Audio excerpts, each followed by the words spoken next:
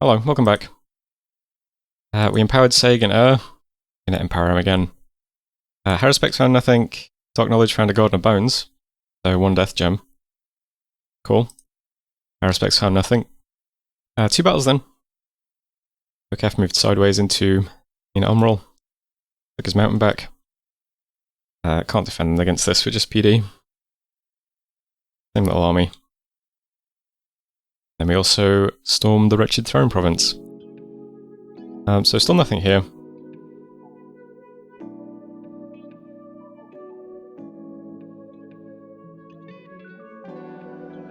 This was a bit annoying. I had the cavalry set to attack immediately through the gate, and they were doing that, but I guess they were prioritizing the birds, so they run backwards.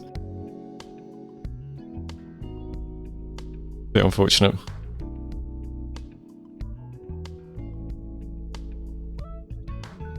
Ooh. So he's up to Conjuration 5 or whatever. He has the size 6 elementals now.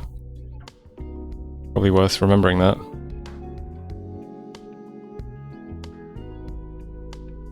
What actually kills these things, I wonder? And this guy has routed already, that's a good sign. My big glitches are life draining.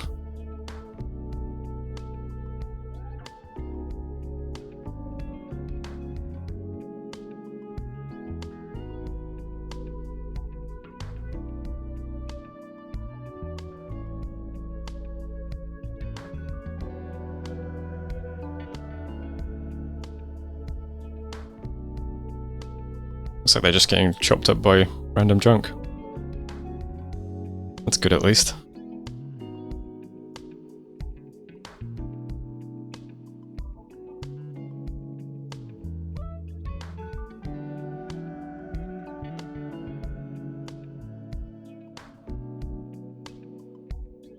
Nice. And then we just chop up these guys. They're very hard to kill. This one has 26 protection. He's got his tattoos awakened. I assume he's been doing earth or nature buffs on himself. We've also got Halt Heretic. Takes a while to kill him. That's a Holy Avenger. Yeah, so we took the throne. Nothing too difficult. We lost almost all the 1 glitches, most of the 2 glitches. That's about it. Big one was losing 8 of the Stellate, but not a big deal really. We lost 22 things, most of them mages. Looks like a lot of the mages had left the province though.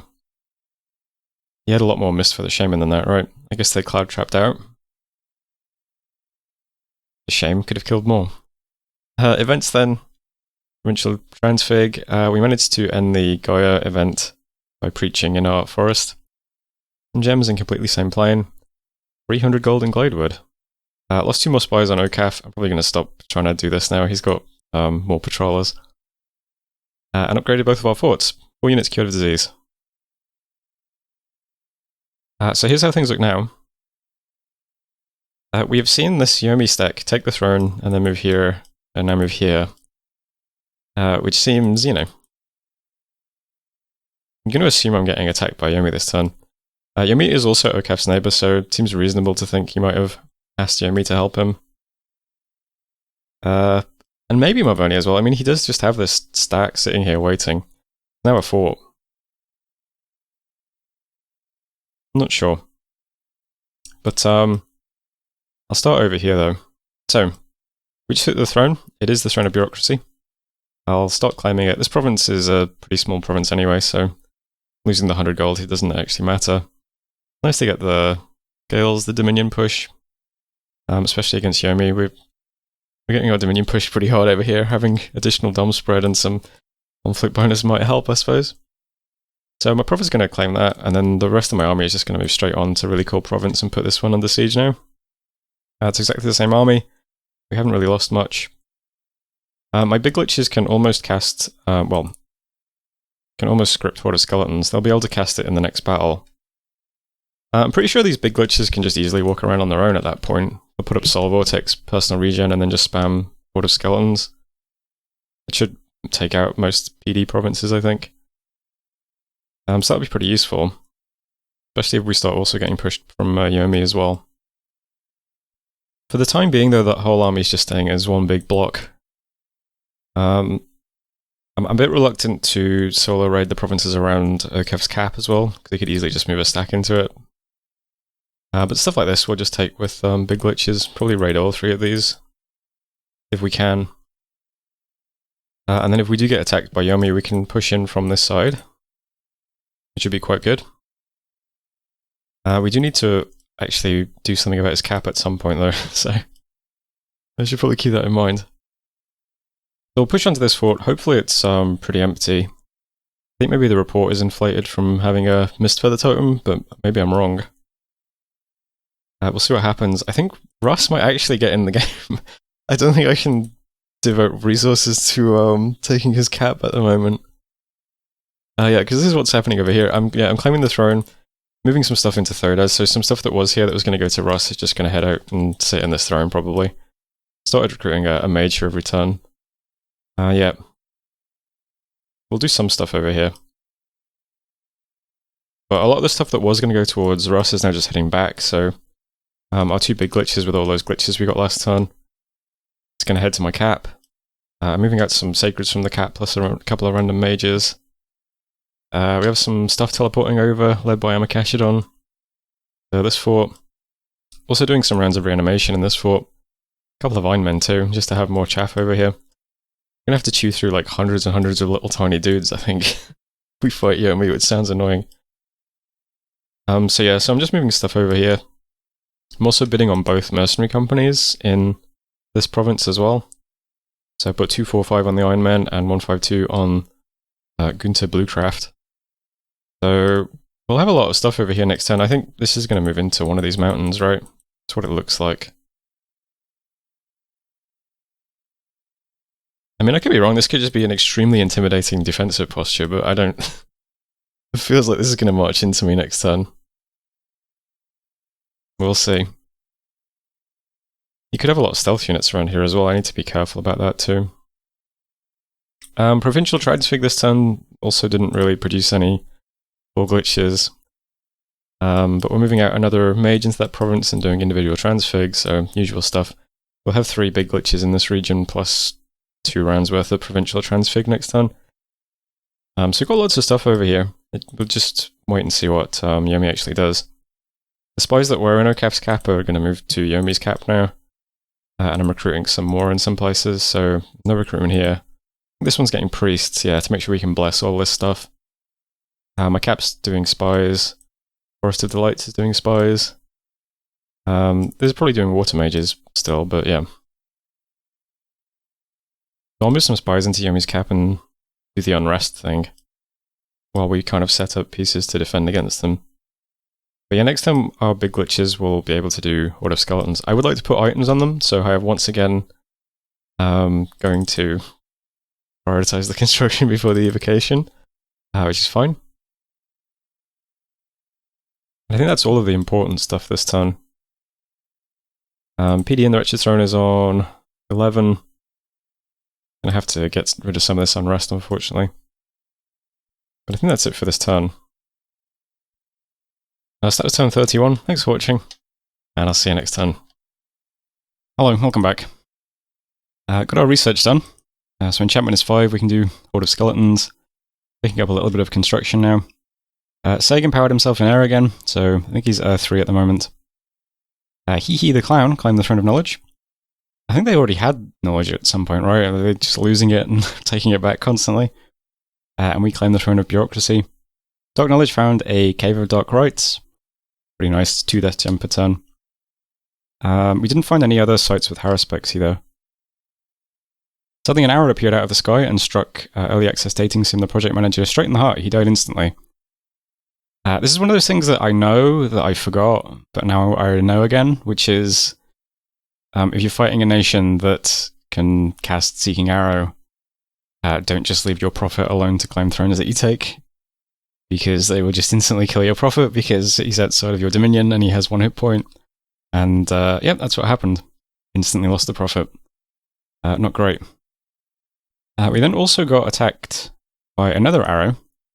And he gave us this weird message. I don't think I've seen this message before. arrow appeared out of the sky, headed straight for recommended for you adult contents heart. But for some reason, he managed to escape his deadly fate and got away without a scratch. I've never seen that message before. I think the only thing I can think of is it's because loot breakers have regeneration. They have a tiny, tiny amount of regeneration, 2%. So maybe that's the message you get if they regenerate the wound. Not sure. That's it for the main messages though. We did a lot of reanimation and Vinemen. Did individual transfig again. And then we get to the battles. So we did get attacked by Yomi this turn, but kind of expecting that. We also got attacked in Dragonscale Mountains by the little squad that's walking around. So nothing too interesting there. I'll quickly go through all the Yomi attacks. Some of them are quite small. You have a Dione, big spellcaster with a Fire in a Jar, leading a bunch of goblins. We have Fetid Basin of Bad Posts, which I think is just more goblins. Yep, no mage in this one even. And then we have a big one in Weird Hill to Die On, which is the province adjacent to my fort. So this is a lot more high quality troops. We've got lots of Yoriki Onis and some Konoha Tengus. Some of the big things as well, these guys are pretty tough. We have Throw Flames, Poison Spit. These guys also have Throw Flames, and the Tengu have Lightning Strike. So lots of elemental projectiles. Still not much mage power though. There is this guy, who's Holy 3. I think Yomi might be one of the nations that has a few like changes in JBBM, so I think they have some stuff with their prophet, but I'm not sure. And has 130 hit points? Wow, that's pretty crazy. So the bless is attack skill, precision, shock res, poison res, defense larger, combat speed. Yeah, so a bigger army, but that's the only mage with the army is the prophet guy. And that's in the province adjacent to our fort. So 271 units. At least 100 of them are pretty high quality as well. What are these guys? Oh, more Throw Flames units too. Yeah, they're pretty good. So there's all the Yomi attacks this turn. We took control of just normal grass. I mentioned a few turns back, this is, yeah, there was no PD here, so I took it with a scout, which is quite good. We also moved onto the fort in Really Cool Province. No problems there, and got attacked in Gladewood.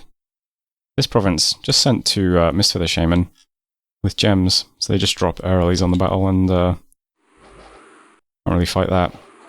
They do, however, use all of their gems doing this, so these guys don't have any gems remaining after casting that.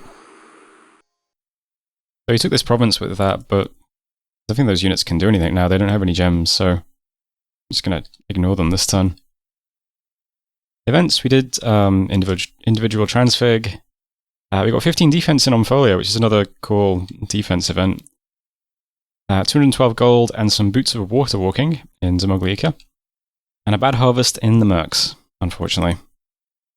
How much tax do you usually generate? 20. Cut off currently as well. Really Cool Province is open already, and we got both of the mercenary companies over here by Yomi. So here's how the map looks now.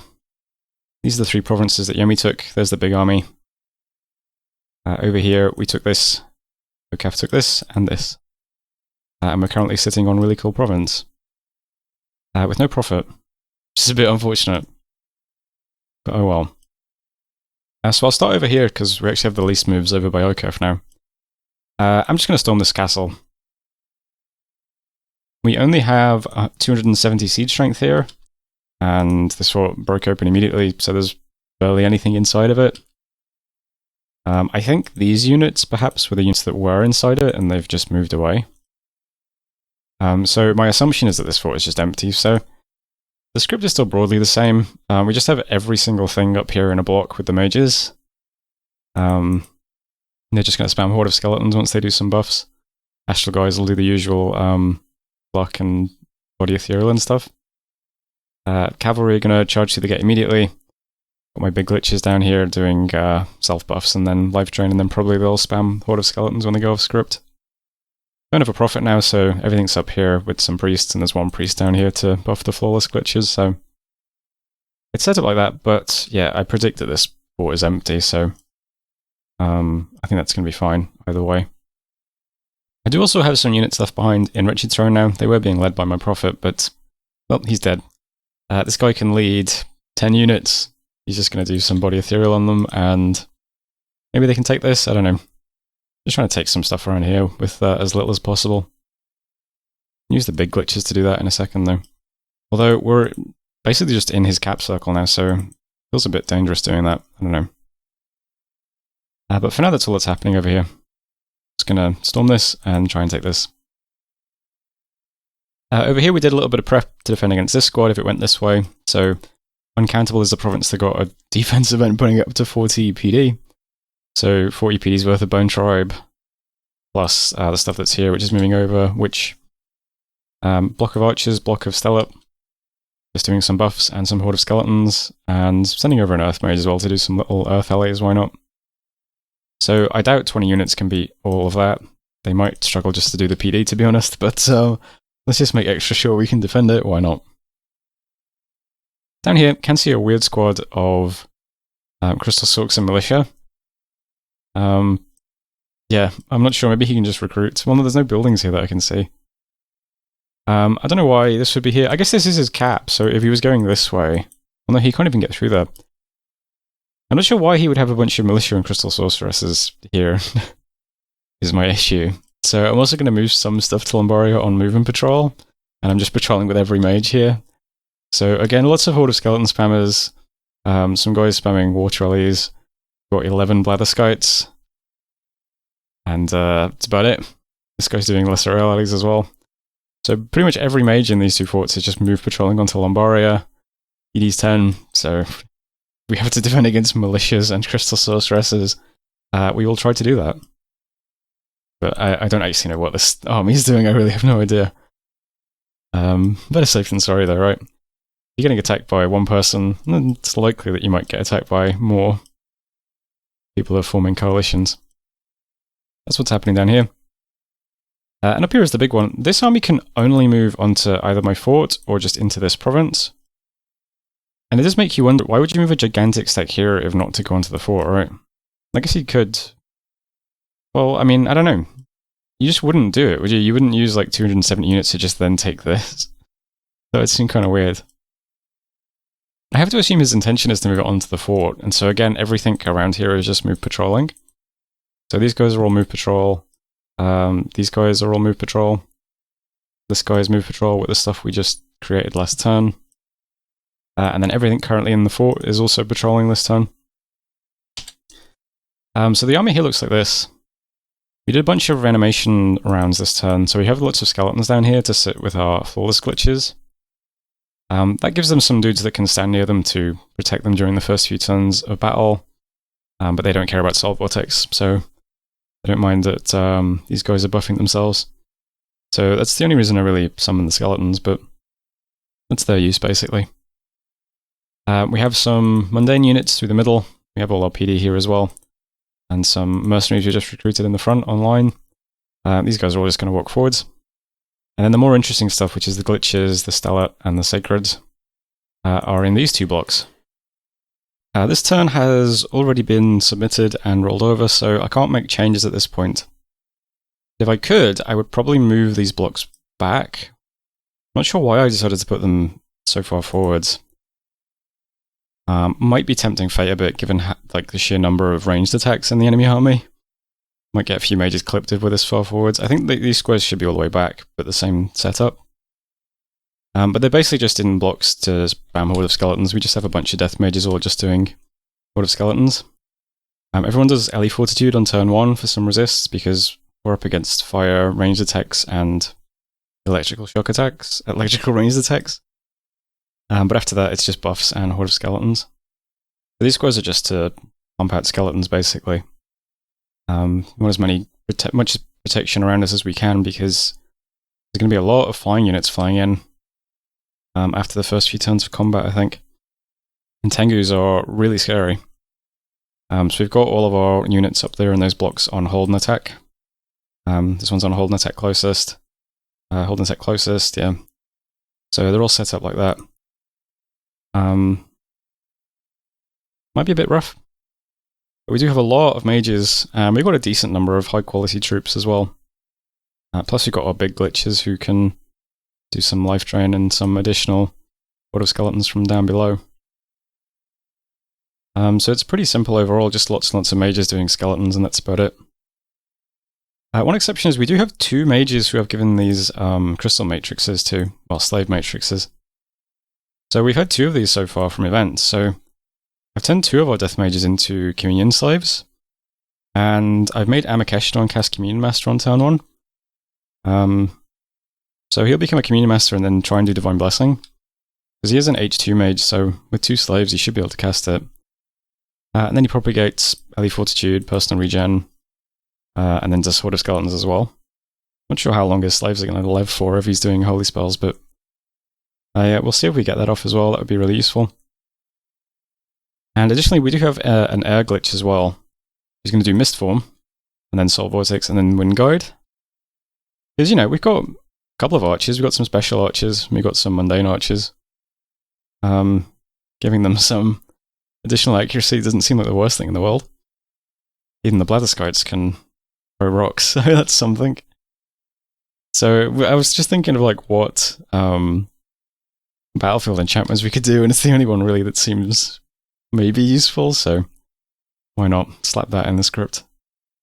These guys all end their script. Oh, this one doesn't actually. Well, in theory, the big glitches all end their script with Drain Life to get back some fatigue. And if anything gets near them, they'll also Soul Vortex it, but yeah. I don't know, we just have to hope that Yomi does move into us this turn. And that we win, basically, but we'll see what happens. So that's what this part of the world looks like as well. Still doing the usual spells on computer parts, so doing Provincial Transfiguration this turn to generate more glitches. And I've got an uninstallation wizard. It's going to cast Baleful Star on this stack. Not sure if that's going to have much effect, but in theory it has a chance to curse people, so why not? Better than doing nothing, right? Now that we've hit Enchantment 5, in theory we could cast Eyes of God one day, but we are still currently only on 2 pearls per turn, which it's not great.